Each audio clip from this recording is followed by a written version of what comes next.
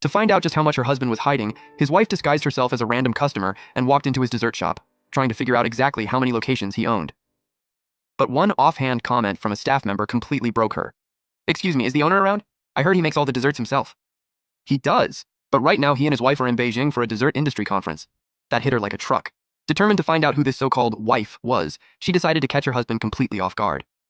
She called him and made up an excuse about working overtime, telling him not to bother picking her up today. Also, he'd let his guard down.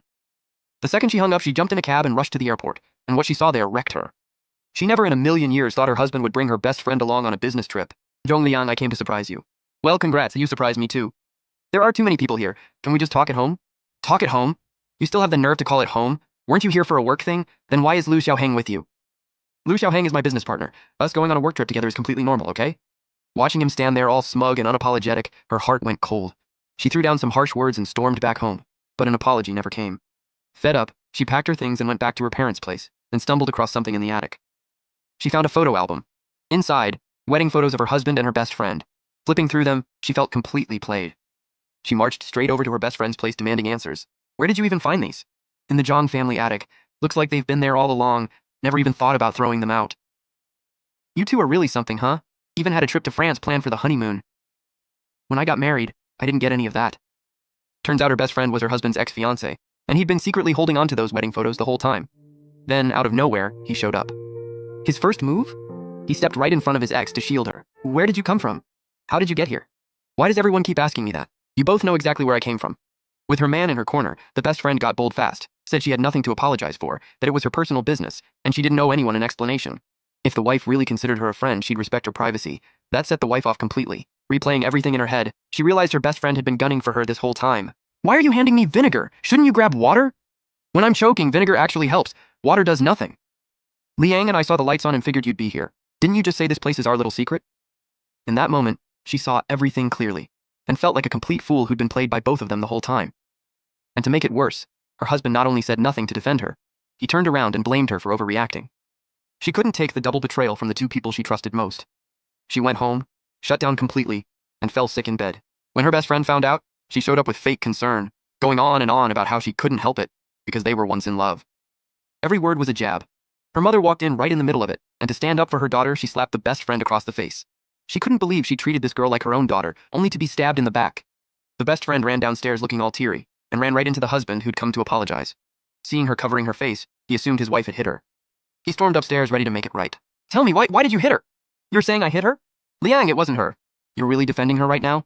"It wasn't her, then who was it?" "Xiaqing, you've always wanted to know what's going on between me and Lu Xiaoheng.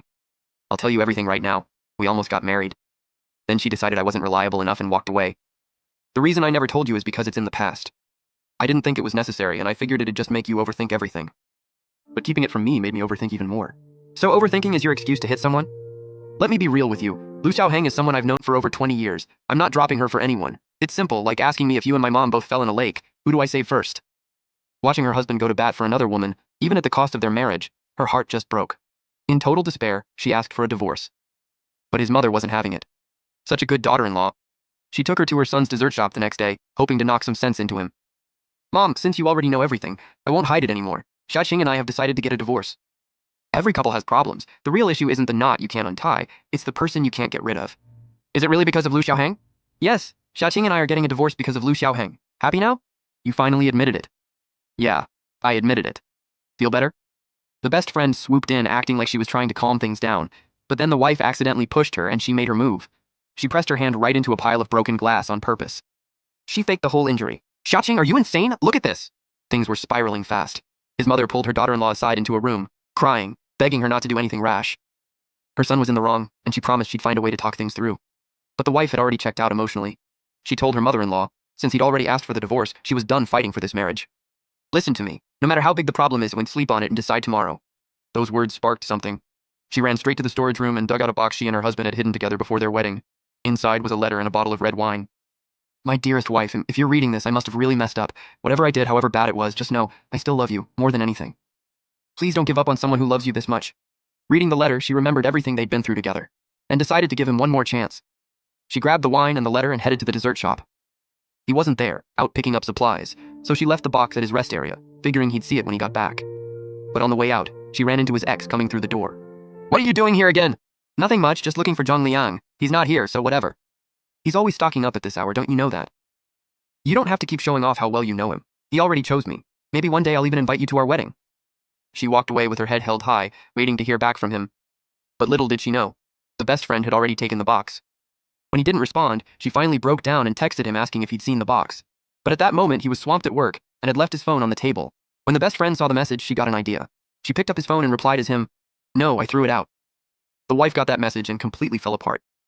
She texted back asking when they could finalize the divorce.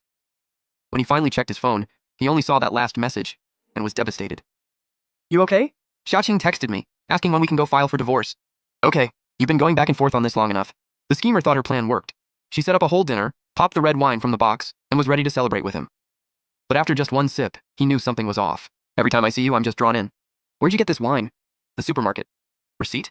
"Who keeps receipts from the supermarket?" "Xiaoqing was here, wasn't she?" "Why would you even think that?" "Tell me, did Xiaoqing come here or not?" "No, she didn't." "Stop lying!"